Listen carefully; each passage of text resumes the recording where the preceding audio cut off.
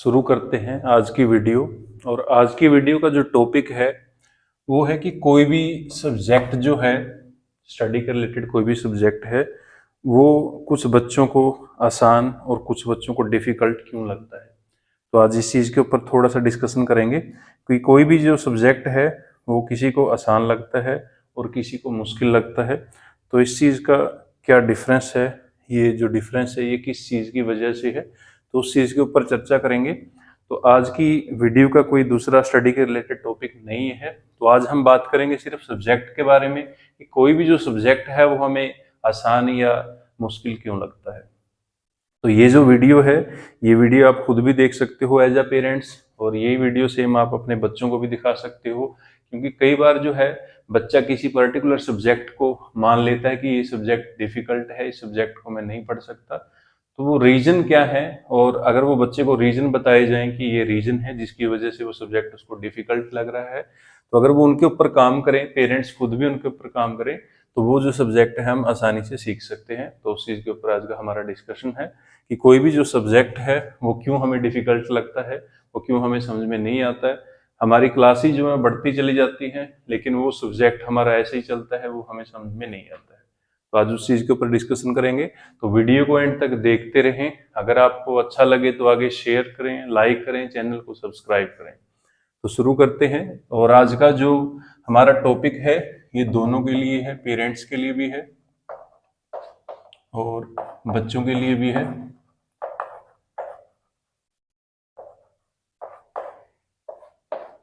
तो दोनों का टॉपिक है पेरेंट्स प्लस चिल्ड्रन, या स्टूडेंट बोल लो अगर स्टूडेंट बोलना है तो दोनों का लिए। बोलते टाइम अगर कुछ भी वर्ड ऐसा बोला जाए जो थोड़ा सा awkward लगे, सुनने में अलग लगे, तो उसके लिए पहले ही मैं माफ़ी मांग रहा हूँ। क्योंकि कई बार ये है कि फ्लो में कुछ चीज़ें बोली जाती हैं। ऑफलाइन का एक अलग सिस्टम है, ऑनलाइन का एक अलग सिस्टम है। क्योंकि इसमें जो चीज़ें हैं वो रिकॉर्ड हो जाती हैं, तो उनको रिमाइंड करके या दोबारा से आप सुन सकते हो या सुन लेते हो। तो उन चीज़ों के लिए पहले भी मैं क्षमा मांग रहा हूँ। तो करते हैं शुरू। कोई भी सब्जेक्ट जो है वो हमें आसान या डिफिकल्ट क्यों लगता है। अब किसी भी क्लास की हम एग्जाम्पल ले लें। मान लो मैं फर्स्ट क्लास से शुरू करता हूँ कि फर्स्ट क्लास में हम पढ़ने गए, हमारी फर्स्ट क्लास जो है शुरू हुई। अब इसमें क्या हुआ कि मान लो एक हम टॉपिक एग्जाम्पल लेते हैं, जैसे मैथ जो है ज़्यादा ट्रेंड में चलता है ये टॉपिक, तो इसकी ज़्यादा डिमांड बोल हो एक हिसाब से। या ये जो टॉपिक है कई बच्चों को समझ में नहीं आता है, डिफिकल्ट लगता है काफ़ी सारा, और मैथ से जो है बच्चे भागते हैं। या कोई दूसरा आप सब्जेक्ट ले सकते हो, जैसे साइंस है या इंग्लिश है, कोई भी सब्जेक्ट की हम ऐसे एग्जाम्पल लेके चलेंगे तो उसके हिसाब से समझाएंगे चीज़ों को कि वो टॉपिक जो है हमारा हमें डिफिकल्ट क्यों लगता है, या जो बच्चा है किसी को ये आसान क्यों लगता है। तो सबसे पहले हमने मैथ की बात करनी है, मैथ के ऊपर ही चलेंगे, इनकी बात हम बाद में करेंगे। तो मैथ की एग्जाम्पल है, हम मैथ को एग्जाम्पल के साथ समझते हैं कि ये हमें डिफिकल्ट कैसे लगने लगता है या डिफिकल्ट क्यों लगता है। ठीक है। अब फर्स्ट क्लास का जो बच्चा है उसकी हम मैथ की बात कर रहे हैं। तो हुआ क्या कि फर्स्ट क्लास जब शुरू हुई तो इस बच्चे ने पढ़ना शुरू किया।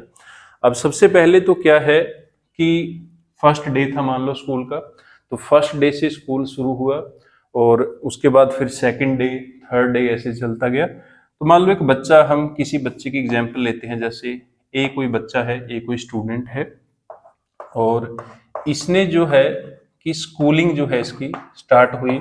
अब 1 अप्रैल की हम एग्जाम्पल लेके चलते हैं कि जो इसकी फर्स्ट क्लास थी वो 1 अप्रैल से शुरू हुई। 1 अप्रैल, यहाँ पे कोई भी आप सन डाल सकते हो कि 1 अप्रैल से इसकी क्लास जो है वो शुरू हुई। और जो बच्चा है मान लो 1 तारीख को स्कूल में नहीं गया, वो उसने 10 तारीख से शुरू किया। ठीक है। उसके बाद या कुछ बच्चे जो हैं उसने 15 तारीख से स्कूल को शुरू किया, या हम मान सकते हैं कि उसने 4th मंथ में, जो अप्रैल मंथ था उसमें शुरू ही नहीं किया, उसने जो 5th मंथ था मई, तो मई से शुरू किया। अब होगा क्या कि जो बच्चा पहले दिन स्कूल में गया था तो उसका सिलेबस उसी दिन से स्टार्ट हो गया था। लेकिन जो बच्चा मान लो 1 तारीख को स्कूल में नहीं गया, वो 10 तारीख से शुरू किया उसने, या 15 तारीख से शुरू किया, या 1 मई से शुरू किया, तो उससे क्या होता है कि जो पिछला उसका सिलेबस है वो तो पहले ही हो चुका है, तो वो उसको समझ में नहीं आएगा। अब जैसे मान लो कि फर्स्ट डे हमें कुछ भी सिखाया है कि फर्स्ट डे हमें काउंटिंग सिखाई है, जो गिनती है वो सिखाई है। उसके बाद सेकंड डे कोई और चीज हमें सिखाई है, जैसे मान लो टेबल की हम एग्जांपल लेते हैं। थर्ड डे हमें कोई और जैसे नंबर के बारे में बताया है कि मैथ में कौन से नंबर होते हैं, ठीक है। उसके बाद जो फोर्थ डे था, तो फोर्थ डे में कोई और नवा टॉपिक करवाया है, ऐसे चलता गया सारे का सारा। उसके बाद जो है अगर बच्चे कुछ एडवांस स्कूल में पढ़ रहे हैं तो उसमें जैसे प्लस माइनस वगैरह सिखा देना या और चीजें सिखा देना, तो वो चीजें चलती रहती हैं। अब जो बच्चा मान लो 1 तारीख को उसने क्लास अटेंड नहीं की, उसने लेट क्लास शुरू की है, तो उससे क्या होता है कि लेट क्लास अगर शुरू हुई है, जो पीछे वाला सिलेबस है वो उसको नहीं आता है, और अब जो सिलेबस चल रहा है प्रेजेंट सिलेबस, तो वो बच्चे को समझ में नहीं आता है क्योंकि उसका पिछला जो है वो क्लियर नहीं है। तो कई बार क्या होता है कि टीचर बोल देते हैं कि ठीक है इसको पिछला क्लियर है या पिछला जो है कवर करवा देंगे, बट वो चीज कई बार जो है पॉसिबल नहीं हो पाती। तो उसकी वजह से क्या होता है कि जिस दिन बच्चे ने स्कूल शुरू किया, तो उस दिन बच्चा जो क्लास में उसको काम कराया जाएगा वो उसको समझ में नहीं आएगा, क्योंकि वो जो है अब 10th डे का या 15th डे का या 1 मंथ बाद का काम है, तो वो उसको समझ में नहीं आएगा क्योंकि उसने बिल्कुल स्टार्टिंग से जो बेसिक था वो चीजें नहीं की है। तो उसको सीधा डायरेक्ट जो है 10th डे वाला या 15th डे वाला समझ में नहीं आएगा। अब जिस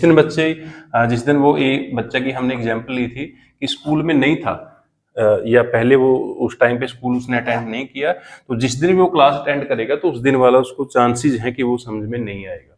ऐसे ही मान लो कि सेकंड डे है, अब उसने फर्स्ट डे देखा कि मुझको कुछ भी समझ में नहीं आया है, सारे का सारा जो है डिफिकल्ट लगा, तो सेकंड डे क्या करेगा कि बच्चा उस चीज को इग्नोर करना शुरू कर देगा, उस चीज को समझना छोड़ देगा कि हाँ जब कल ही समझ में नहीं आया तो आज समझ में क्यों आएगा। उसके बाद ऐसे ही थर्ड डे आएगा, तो थर्ड डे वो सोचेगा कि अगर फर्स्ट डे का नहीं समझ में आया, सेकंड का नहीं आया, तो आज क्यों आएगा समझ में। तो ऐसे चलते चलते क्या होता है कि उसको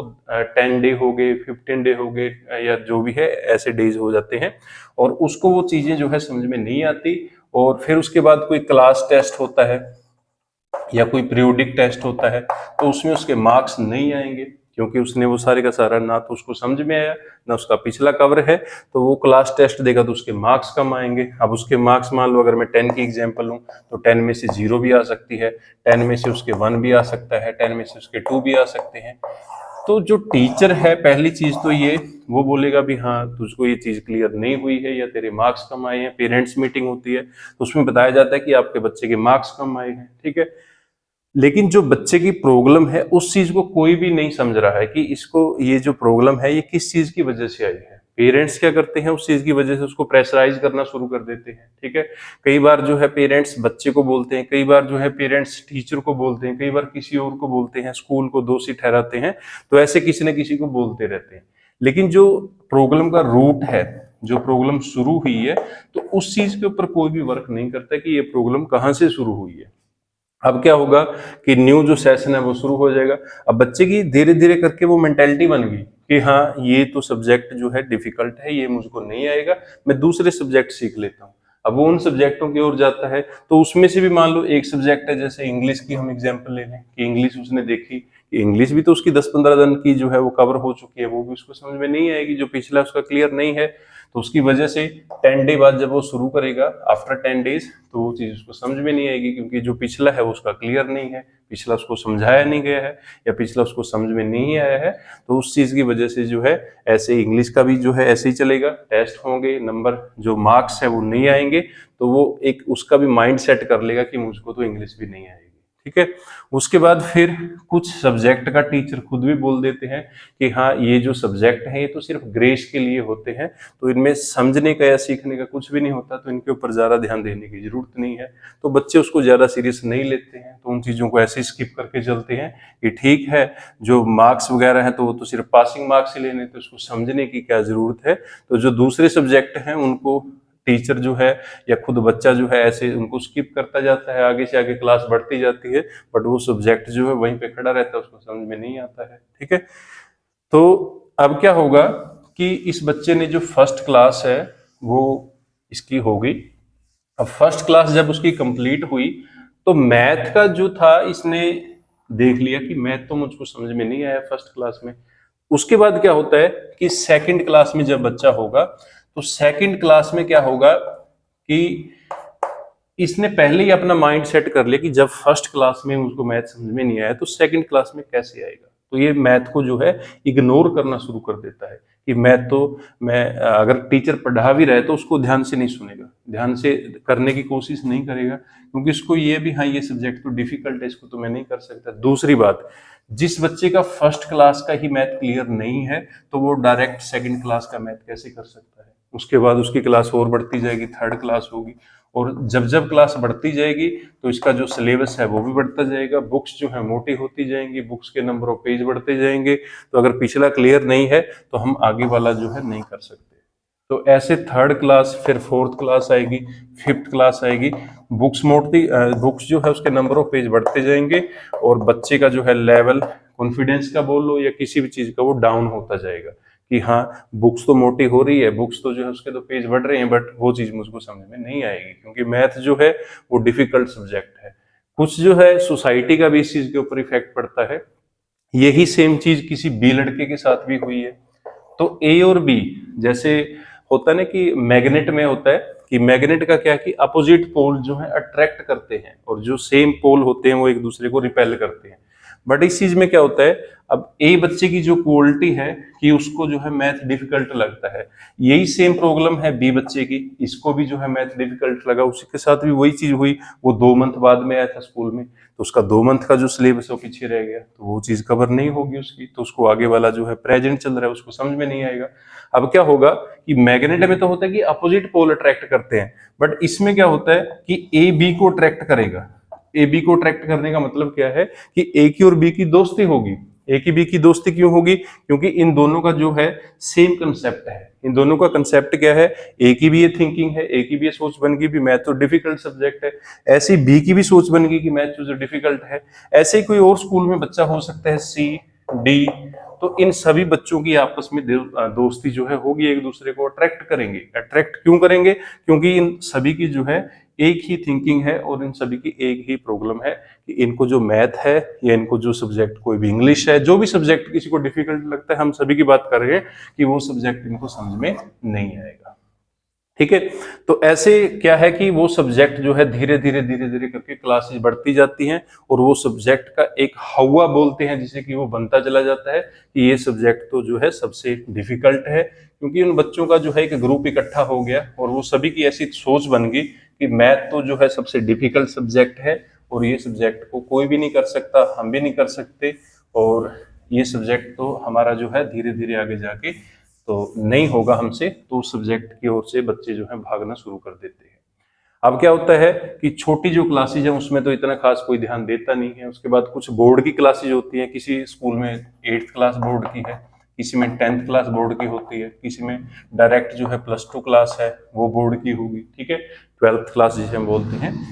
तो यहाँ पे जाके क्या होगा कि अगर मान लो वो सब्जेक्ट आपको क्लियर नहीं हुआ है तो यहाँ पे आपका रिपेयर जिसे बोलते हैं हम, रिपेयर आ जाएगी सब्जेक्ट में। तो फिर से क्या है, या तो हम किसी और से पेपर दिलाएंगे, या फिर क्या होता है कि कई बार जो होता है चेकिंग जो है स्ट्रिक्ट नहीं होती है, उसमें थोड़ा सा कंसेशन दे देते हैं, तो उसकी वजह से हम सिर्फ पासिंग मार्क्स लेके उस सब्जेक्ट में पास हो जाते हैं। लेकिन बाद में कहाँ पे प्रॉब्लम आती है, बाद में हमें प्रॉब्लम आती है जब हम किसी कम्पिटिटिव एग्जाम की प्रेपरेशन करते हैं, तो वहां पे तो देखो दूध का दूध और पानी का पानी हो जाता है। अब जो बच्चा जिसका जो सब्जेक्ट है, जैसे मान लो मैथ है, इंग्लिश है या साइंस है या कोई और सब्जेक्ट है, शुरू से ही वो सब्जेक्ट उसका वीक चल रहा है, तो यहाँ पे आके तो उसका कंसेप्ट और भी पक्का हो जाएगा, क्योंकि जो जो आपकी उम्र बढ़ती जाएगी तो दिमाग जो है वो भी आपका पकता चला जाता है, वो भी आपका जो है डिटरमाइंड जिसे हम बोलते हैं कि पक्का हो जाता है कि किसी भी बात को जो फिर है मनाना बहुत मुश्किल हो जाता है। उम्र के हिसाब से, एज के हिसाब से फैक्टर होते हैं कि जो जो आपकी एज जो है बढ़ती जाएगी तो उस हिसाब से आप जो है दूसरों की बात को कम सुनना शुरू कर देंगे। ठीक है, तो कम्पिटेटिव एग्जाम में आप जाओगे तो वहाँ पे मैथ फिर से दोबारा आएगा, तो आपको मैथ वहाँ पे फिर नहीं समझ में आएगा, तो उसकी वजह से क्या होगा कि आपका एग्जाम जो है क्लियर नहीं होगा और घर वालों को आप बोलोगे भी हाँ एग्जाम तो आपका क्लियर नहीं हो रहा है क्योंकि मुझको मैथ नहीं आता है। तो ये जो दिक्कत है कोई भी सब्जेक्ट की, चाहे वो मैथ है चाहे वो इंग्लिश है, तो ऐसे शुरू होती है कि एक चीज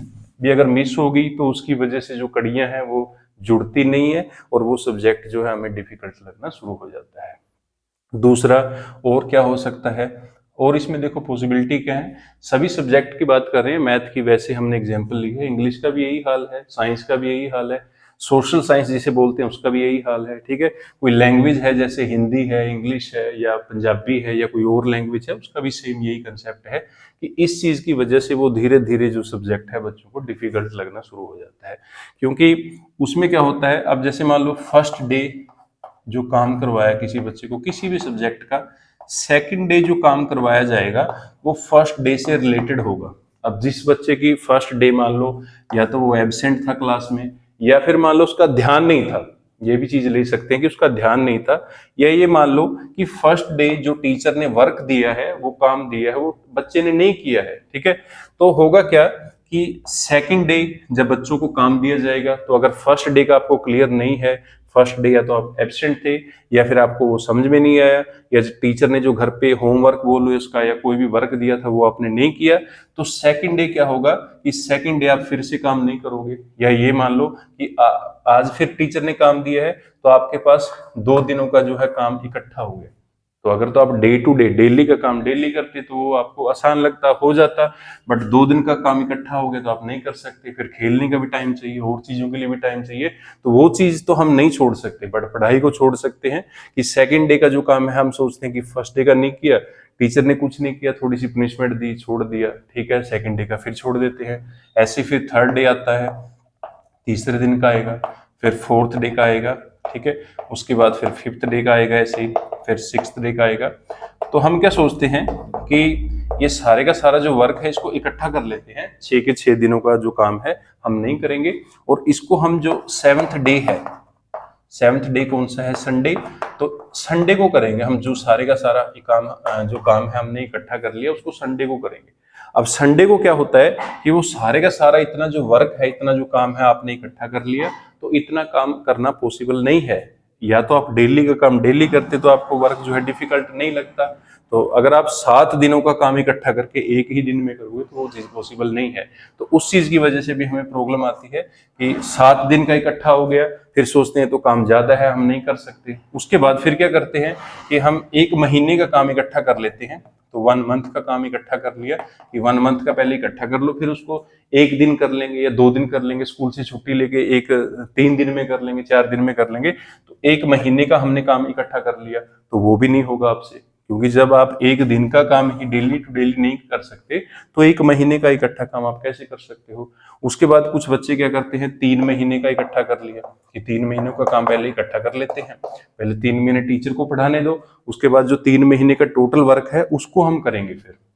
तो 3 महीने का जो इकट्ठा काम है उसको भी हम नहीं कर सकते। उसके बाद क्या होता है, कुछ बच्चे 6 मंथ का काम इकट्ठा कर लेते हैं, तो 6 मंथ का भी नहीं कर सकते। कुछ पूरे का पूरा 1 ईयर जो है 1 साल का काम इकट्ठा कर लेते हैं कि 1 साल पहले होने दो, पहले एक क्लास कंप्लीट हो जाएगी, उसके बाद हम लास्ट में जो कुछ टाइम मिलेगा हमें, तो उस टाइम में जो है पूरी साल का काम कर लेंगे, वो भी पॉसिबल नहीं है, नहीं कर सकते, ठीक है। जब आप 1 दिन का काम डेली टू डेली नहीं कर सकते, तो 1 साल का इकट्ठा कैसे कर सकते हो। तो वो काम इकट्ठा हो गया। अब काम इतना इकट्ठा हो गया तो उसकी वजह से फिर आपका पढ़ाई में मन नहीं लगता कि हाँ मेरे से तो ये होगा नहीं, मैं तो ये नहीं कर सकता, तो उसकी वजह से जो है फिर हम उस काम को स्किप करना शुरू कर देते हैं। तो अगर हम स्किप करेंगे तो यही हमारी जो हैबिट है स्किप करने की, छोड़ने की जो आदत है, यही हमें जो है बाकी स्टूडेंट से पीछे ले जाती है। तो हम बाकी स्टूडेंट से वैसे पीछे चले जाते हैं, तो फिर क्या कहते हैं हम कि हाँ ये टीचर को तो पढ़ाना नहीं आता, ये टीचर को तो काम कराना नहीं आता है, ये है वो है। तो जितने मर्जी हम बहाने बना सकते हैं, लेकिन खुद की जो गलतियां हैं वो हम कभी भी एक्सेप्ट जो है नहीं करते हैं कि गलतियां जो है मेरी हैं, कि मैंने टाइम टू टाइम जो है काम नहीं किया है, जो टीचर ने काम दिया था घर पे वो नहीं किया, जो क्लास में चल रहा था वो भी नहीं किया, टेस्ट थे वो भी अच्छे से नहीं किए। तो खुद की जो गलतियां हैं अगर कोई मान ले, तो अगर उनको रियलाइज करे कि हाँ ये गलतियां मेरी है, और वहीं से जो है एक डाइवर्जन जिसे हम बोलते हैं, डाइवर्ट पॉइंट जो है अगर आ गया आपका, तो जिस मोमेंट से आपने पढ़ना शुरू कर दिया, जहां से भी आपने काम करना शुरू कर दिया, तो आपका पीछे वाला भी कवर हो जाता है, जो चल रहा है वो भी हो जाता है, तो सारे का सारा जो वर्क है उसको आप कंप्लीट कर सकते हो। लेकिन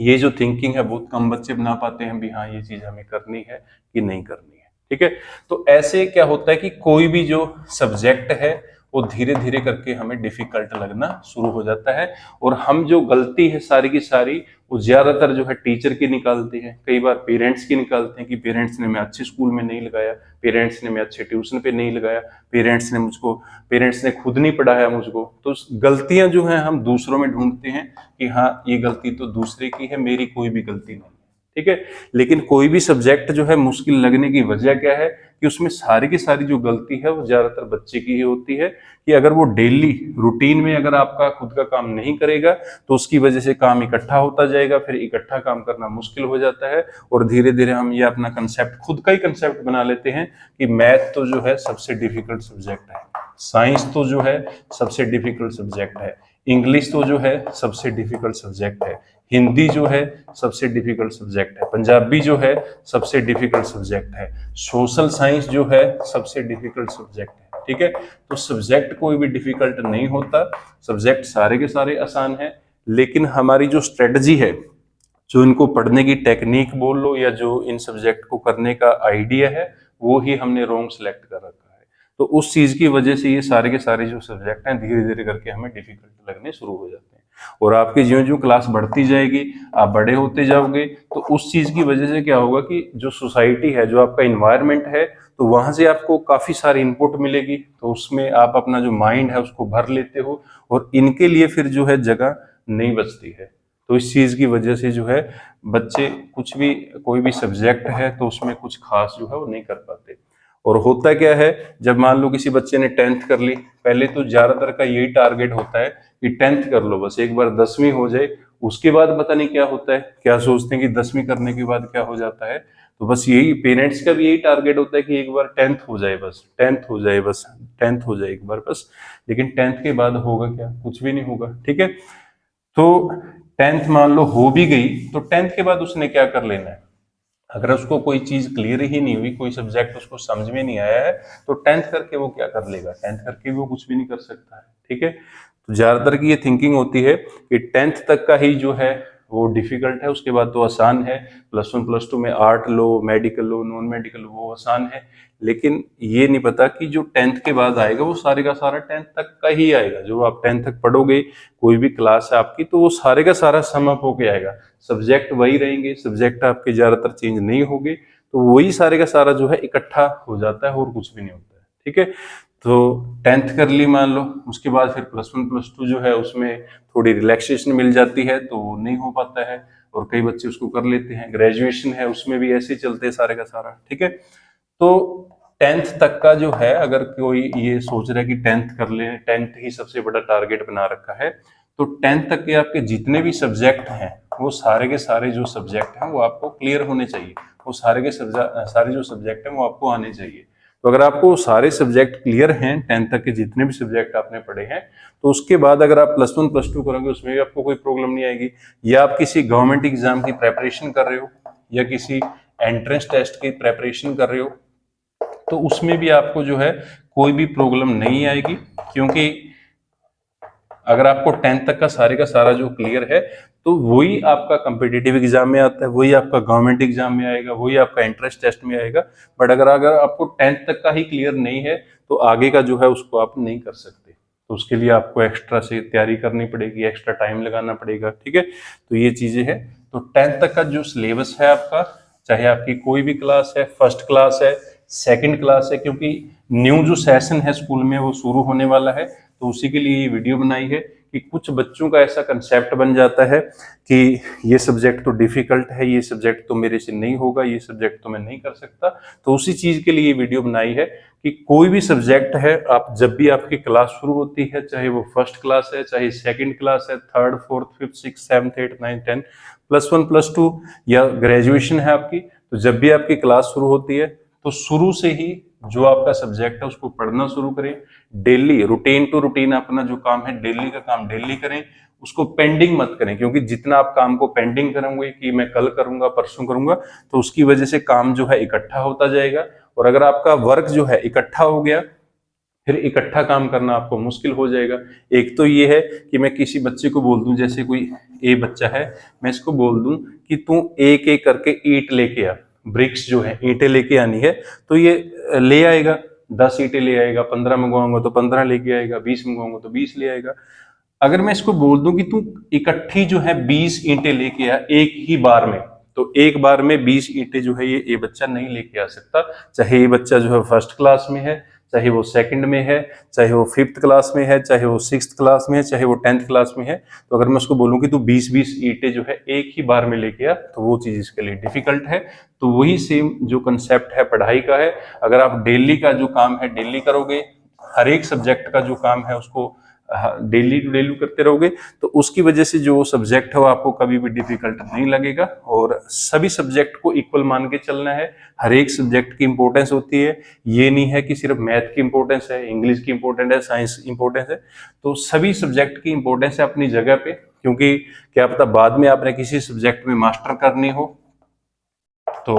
अगर आप शुरू से ही सारे सब्जेक्टों को लेके चलोगे तो आपके पास कितनी ज्यादा चॉइसेस होंगी कि हाँ मैं इस सब्जेक्ट में भी कर सकता हूँ, इसमें भी कर सकता हूँ। बट अगर आप शुरू से ही एक ही सब्जेक्ट को लेके चलोगे, जैसे मैथ को लेके चलोगे या इंग्लिश के लेके चलोगे या सोशल साइंस को लेके चलोगे या साइंस के, तो आपके पास सिर्फ एक ही चॉइस होगी आगे जाके, ठीक है। बट अगर आप सभी सब्जेक्ट को इक्वल मान के और सभी सब्जेक्ट को अच्छे से सीख के जाओगे तो आगे जाके आपके पास कितनी ज्यादा चॉइस हो सकती है कि मैं कौन से सब्जेक्ट को कर सकता हूँ, ठीक है। तो ये आपके ऊपर डिपेंड करता है कि आप किसी सब्जेक्ट को कैसे कर रहे हो। मार्क्स के पीछे नहीं भागना है। कोई भी अगर बच्चा प्रेपरेशन कर रहा है, कोई पढ़ाई कर रहा है, कुछ भी कर रहा है, तो ये नहीं समझना कि हाँ मैं 100 आउट ऑफ 100 मार्क्स लेके आऊंगा, लेकिन उसको समझ में कुछ भी नहीं आ रहा, मार्क्स आ रहे हैं समझ में कुछ भी नहीं आ रहा, तो उस चीज का कोई बेनिफिट नहीं है। पेरेंट्स भी इस चीज को समझे कि मार्क्स से कुछ नहीं बनता, कि अगर मार्क्स 100 आउट ऑफ 100 है और उस बच्चे को आता कुछ भी नहीं है तो ऐसी नॉलेज का कोई फायदा नहीं है, ठीक है। लेकिन एक ये है कि बच्चे को नॉलेज है, उसके कंसेप्ट क्लियर हैं और उसके 100 में से 60 मार्क्स हैं, तो ये जो मार्क्स हैं ये बेटर है इससे, क्योंकि इस बच्चे को नॉलेज है, इसने जितना भी पढ़ा है उस चीज की इसको क्लैरिटी है, उसका कंसेप्ट क्लियर है। तो 60 मार्क्स का मतलब यहाँ पे क्या है, 60 मार्क्स का यहाँ पे मतलब ये है कि इस बच्चे के 60% जो कंसेप्ट है वो क्लियर है, सिर्फ 40% रिमेनिंग है। और यहाँ पे मान लो अगर हम देखें कि इसको 100% जो है कंसेप्ट क्लियर है, इसको सारा कुछ आने लग गया, तो ऐसा तो कोई भी नहीं हो सकता कि जिसको 100% चीजें क्लियर हो, ठीक है। तो ऐसा तो अगर माने हम कि जिसको सब कुछ आता है 100 का 100% आने लग गया, तो वो तो फिर गॉड बन जाएगा, उसकी तो फिर जो है पोजीशन सबसे ऊपर हो जाएगी कि उसको तो सब कुछ आता है, कोई गलती की गुंजाइश नहीं है, कुछ भी नहीं बचा उसके पास, तो ठीक है, उसको तो सब कुछ ही आने लग गया। तो ये चीज पॉसिबल नहीं है। प्रैक्टिकली अगर हम देखें तो 100% जो कंसेप्ट क्लियर करना थोड़ा सा मुश्किल है, नामुमकिन नहीं है लेकिन मुश्किल है थोड़ा सा। लेकिन ये है कि मान लो किसी के 70 हैं या किसी के 80 हैं, कुछ भी है, तो इसका मतलब ये है कि उसके अगर कंसेप्ट क्लियर हैं तो उसको इतनी % चीजें जो है क्लियर है, बाकी जो रिमेनिंग है धीरे धीरे करके वो सीख सकता है, उनको क्लियर कर सकता है, ठीक है। तो अगर परसेंटेज का देखें कि परसेंटेज है सिर्फ लेकिन आता कुछ नहीं, तो उस परसेंटेज का आपको कोई फायदा नहीं होगा बाद में भी और जिस टाइम आप कर रहे हो उस टाइम पे भी, ठीक है। तो परसेंटेज के पीछे नहीं भागना है, नॉलेज देखनी है कि आपको कंसेप्ट जो है वो क्लियर है कि नहीं, किसी भी सब्जेक्ट का,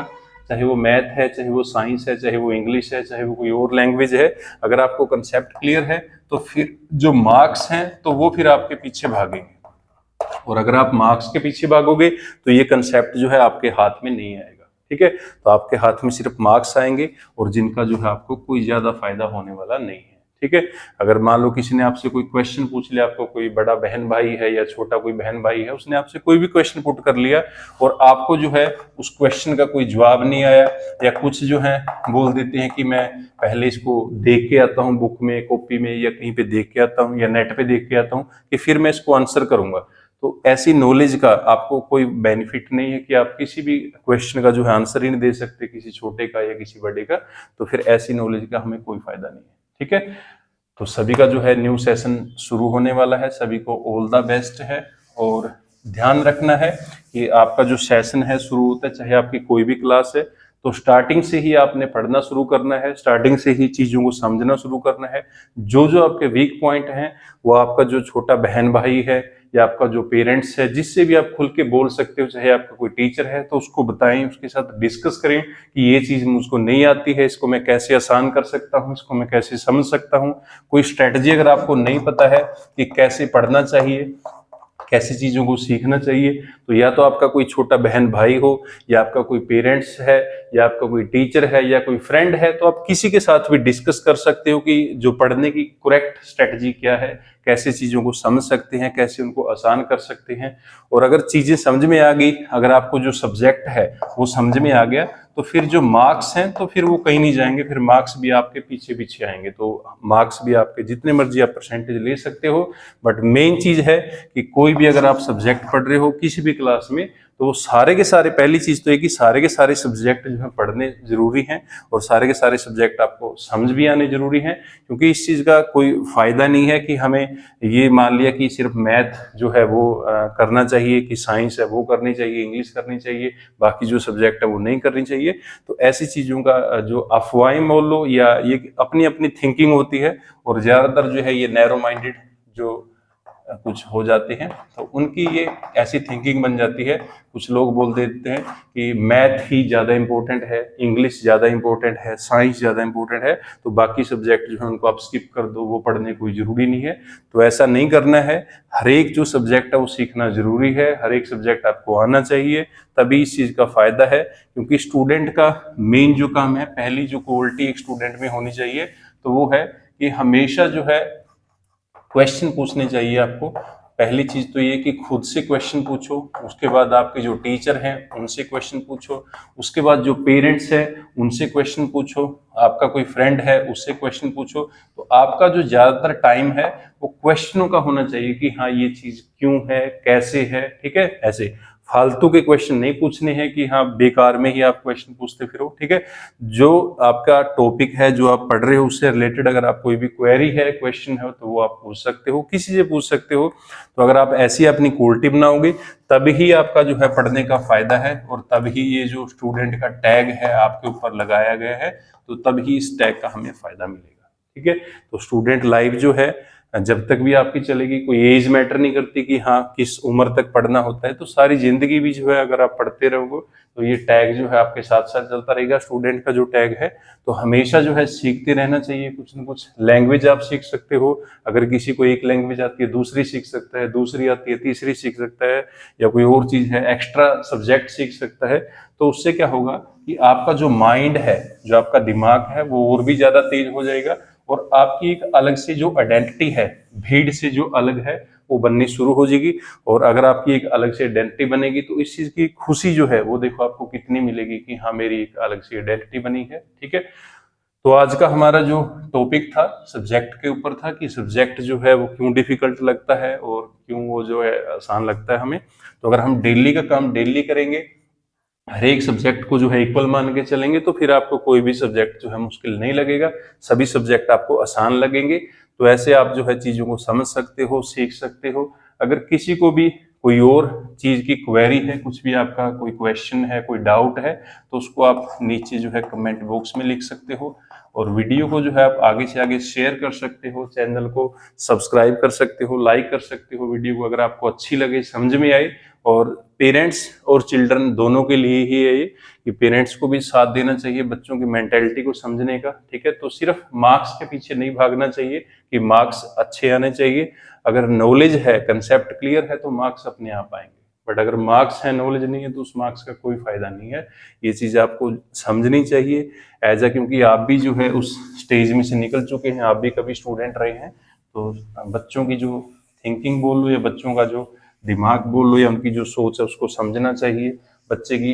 अगर कोई प्रॉब्लम है, चाहे वो मेंटली है, फिजिकली है, कोई भी प्रॉब्लम है, तो वो भी आपको समझनी चाहिए, और उसका साथ देना चाहिए कि इस प्रॉब्लम को हम कैसे डील कर सकते हैं, इस प्रॉब्लम को कैसे हम ठीक कर सकते हैं। तो आज की वीडियो में हम इतनी बात करेंगे, अगली बार फिर कोई टॉपिक के ऊपर डिस्कशन करेंगे ऐसे ही। तो ये फर्स्ट वीडियो थी कुछ डिस्कस करने की, क्योंकि न्यू जो सेशन है आपका, स्कूल है कोई भी या कॉलेज है, तो उसमें शुरू हो जाएगा आपका, किसी का भी है, ठीक है। तो न्यू सेशन सभी को ऑल द बेस्ट है, सभी ने अपनी अपनी पढ़ाई पूरी मन लगा के करनी है। Thank you.